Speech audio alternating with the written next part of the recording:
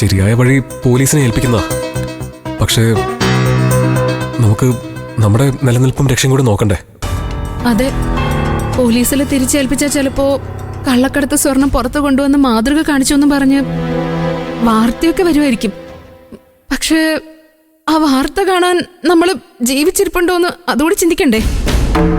സ്വർണ്ണക്കടത്തുകാർക്ക് സ്വർണം തിരിച്ചു കൊടുത്താ നമുക്ക് അവരെ പേടിക്കാതെ ജീവിക്കാം അച്ഛ. അല്ലെങ്കിൽ നിങ്ങൾ ഈ പറയുന്നതൊക്കെ എനിക്ക് മനസ്സിലാവുന്നുണ്ട്. പക്ഷേ നിയമം ലംഘിച്ച് സ്വർണം കടത്തുന്നവർക്ക് അവരുടെ സ്വർണം അങ്ങോട്ട് തിരിച്ചു നൽകിയ നമ്മളും ആ നിയമലംഘനത്തിന് കൂട്ടുനിൽക്കലാവും. ഈ സമൂഹത്തോട് നമുക്കൊരു ബാധ്യതയില്ല. ഒരു കുടുംബത്തിന്റെയോ ഒരു വ്യക്തിയുടെയോ രക്ഷയേക്കാൾ എത്രയോ വലുതല്ലേ ഒരു സമൂഹത്തിന്റെ സുരക്ഷ? സ്വന്തം നിലനിൽപ്പോർത്ത് ഇങ്ങനെ എല്ലാവരും നിയമലംഘകർക്കും രാജ്യദ്രോഹികൾക്കും മുമ്പിൽ കണ്ണടക്കുകയാണെങ്കിൽ നമ്മുടെ നാട് എങ്ങനെ രക്ഷപ്പെടും? നിയമവും നീതിയൊക്കെ എങ്ങനെ നടപ്പിലാവും? നമ്മൾ മാത്രം വിചാരിച്ചാലും ഇവിടെ ഒരു മാറ്റം ഉണ്ടാവാൻ പോകുന്നില്ല അച്ഛാ. ഒരു തെറ്റും ചെയ്യാതെ തീ നിന്ന് കഴിയേണ്ട ആവശ്യം നമുക്കില്ലല്ലോ. ഒന്നുകിൽ ആ സ്വർണം നമ്മുടെ കയ്യിൽ കിട്ടിയിട്ടില്ല എന്ന് വിചാരിക്കുക, അല്ലെങ്കിൽ അത് സ്വർണ്ണക്കടത്തുകാർക്ക് തിരിച്ചു കൊടുത്ത് നമ്മുടെ ജീവൻ നമ്മൾ രക്ഷിക്കുക. അച്ഛന്റെ ആദർശത്തെക്കാളും വലുത് എനിക്ക് എന്റെ ജീവനും ജീവിതവും. ദൈവം എന്തിനാ ആ സ്വർണം എന്റെ കൺമുമ്പിൽ കൊണ്ടുവന്ന് തന്നേന്നാ ഞാൻ ഇപ്പോഴും ചിന്തിക്കുന്നത്. നമ്മളായതുകൊണ്ട് അത് തിരിച്ചു കൊടുക്കുന്നതിനെ കുറിച്ച് ആലോചിക്കുന്നത്. വേറെ വല്ലരും ആയിരുന്നെങ്കിൽ അത് കള്ളക്കടത്തുകാരുടെ സ്വർണ്ണമല്ലേ, അത് അവിടെ ഇരിക്കട്ടെ എന്ന് ചിന്തിക്കൂ. അമ്പിളി, അങ്ങനെ ചിന്തിക്കാൻ അനന്തം മാഷിന് ഒരിക്കലും കഴിയില്ല. എന്റെ മക്കളെയും അങ്ങനെയാവാൻ ഞാൻ സമ്മതിക്കേയില്ല. രഘു, പോലീസിനെ തിരിച്ചേൽപ്പിക്കുന്നത് അപകടമാണെന്ന് തോന്നുന്നുണ്ടെങ്കിൽ ആ സ്വർണ്ണക്കടത്തുകാർക്ക് തന്നെ തിരിച്ചു നൽകി പ്രശ്നം അങ്ങോട്ട് അവസാനിപ്പിച്ചേക്ക്.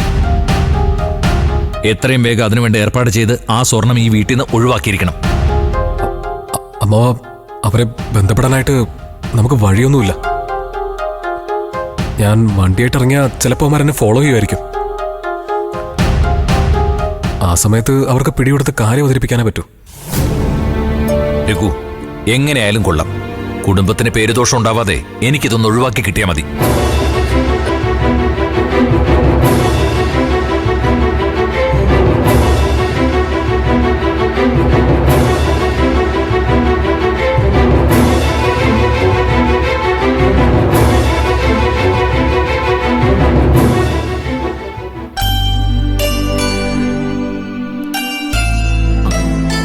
ഇതാ ചേച്ചി, ഇതാ അവരെനിക്ക് കഴിക്കാൻ തന്ന ഔഷധലേഹ്യം.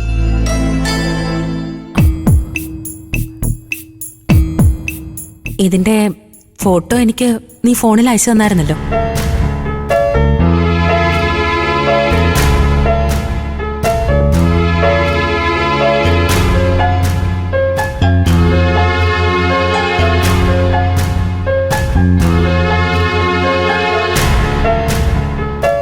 ഇത് രണ്ടും കണ്ട എന്ത് തോന്നും? രണ്ട് ബോട്ടിലും ഒരുപോലെ തോന്നും ചേച്ചി. ഇതിനകത്തും ലേഹ്യമാണോ? അതെ, നല്ല ഒന്നാന്തരം ആയുർവേദ കൂട്ടുകൊണ്ടുണ്ടാക്കിയ ലേഹ്യം. ഭാനുമ്മ പരിചയമുള്ള ഒരു വൈദ്യരുടെ കടയിൽ നിന്ന് സെറ്റാക്കി തന്നതാ. ഇനി മുതല് പ്രതിഭ ദേ ഇത് കഴിച്ചാ മതി. ദാ, ഇത് കഴിച്ച നല്ലതാണോ ചേച്ചി? പിന്നല്ലാതെ, നിന്റെ വയറ്റിൽ വളരുന്ന ജീവന്റെ നിലനിൽപ്പിന് ഇത് അത്യുത്തമോ. ധൈര്യമായിട്ട് കഴിക്കാം. ഞാൻ ചോദിച്ചെന്നേ ഉള്ളൂ.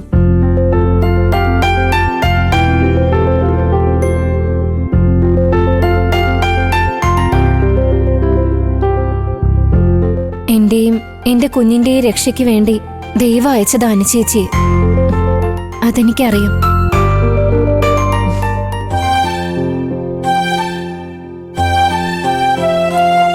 നീ ഒന്ന് ശ്രദ്ധിച്ചാ ഒരു അപകടവും കൂടാതെ മുന്നോട്ട് പോകാൻ പറ്റും.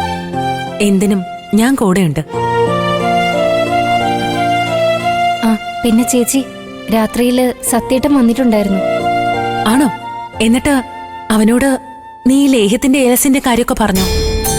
അതൊക്കെ സത്യേട്ടനറിയാം. അമ്മ പറഞ്ഞിട്ടുണ്ട്. അമ്മ പറയുന്നതനുസരിച്ച് മുമ്പോട്ട് പോകാൻ സത്യേട്ടൻ എന്നോട് പറയുമ്പോ എന്റെ സംശയം ഞാൻ പറഞ്ഞിട്ട് എന്തെങ്കിലും കാര്യമുണ്ടോ ചേച്ചി? ഇല്ല, നിന്നെ വിശ്വസിപ്പിക്കാൻ അമ്മ തന്നെയാവും. അവനെ ഇങ്ങോട്ട് അയച്ചതല്ലേ? അതെ, അമ്മ പറഞ്ഞിട്ടാ വന്നേന്ന് സത്യേട്ടൻ പറഞ്ഞു. സാരല്ല മോളെ, ഒരു മക്കൾക്കും സ്വന്തം പെറ്റമ്മയെ ഒരു പരിധി വിട്ട് അവിശ്വസിക്കാൻ പറ്റില്ല. അമ്മയുടെ പെട്ടെന്നുള്ള മാറ്റം കണ്ടപ്പോ സത്യൻ അവരെ വിശ്വസിച്ചു പോയി കാണും. നീ അത് കാര്യമാക്കണ്ട. നീ നിന്നെ സൂക്ഷിച്ചാ മതി. ഇവിടെ എനിക്ക് എന്റെ ഇഷ്ടം പോലെ ചെയ്യാം. പക്ഷേ എനിക്ക് സത്യേട്ടന്റെ വീട്ടിലേക്ക് പോവേണ്ടി വന്നാ പോവേണ്ടി വന്നാ പോണം പ്രതിഭേ. 7 ദിവസത്തിന്റെ ഉള്ളില് നിന്റെ വയറ്റിൽ വളരുന്ന കുഞ്ഞ് ഇല്ലാതാവുന്ന അവരുടെ കണക്കുകൂട്ടൽ. അത് സംഭവിച്ചില്ലെങ്കിൽ നിന്നെ അവർക്ക് അവരുടെ വീട്ടിലേക്ക് കൊണ്ടുപോയേ പറ്റൂ. അവിടെയും നീ ഫൈറ്റ് ചെയ്യണം. നിന്റെ കുഞ്ഞിന് ഈ ഭൂമിയിൽ പിറന്നു വീഴാനുള്ള യോഗമുള്ളോണ്ട് നിനക്ക് അതിനുള്ള ശക്തി ഉണ്ടാവും പ്രതിഭേ. ദൈവം നിനക്ക് അതിനുള്ള ശക്തി തന്നിരിക്കും.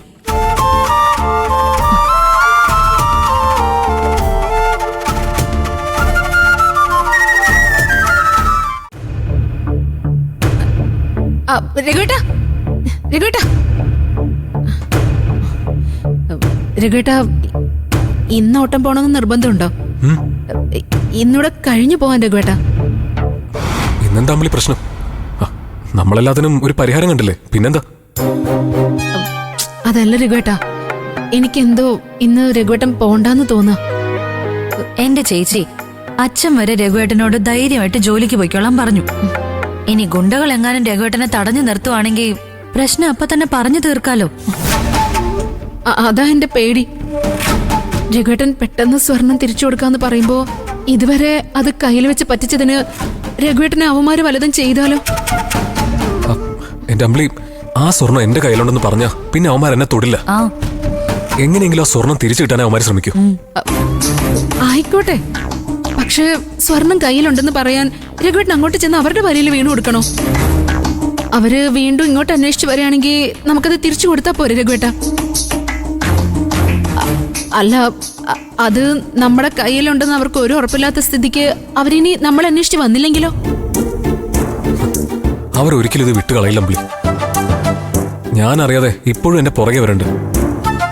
അതുകൊണ്ട് ഇനിയും അവരെ ഈ വീട്ടിലേക്ക് വരുത്തിക്കാതിരിക്കുന്നതാ ബുദ്ധി.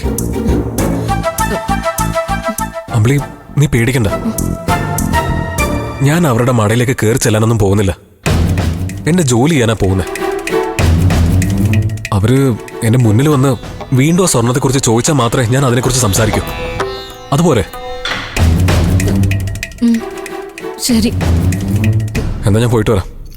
ചിരു, നീയേ അമ്പിളി ഒന്ന് നോക്കിക്കോ. ശരി രഘുവേട്ട.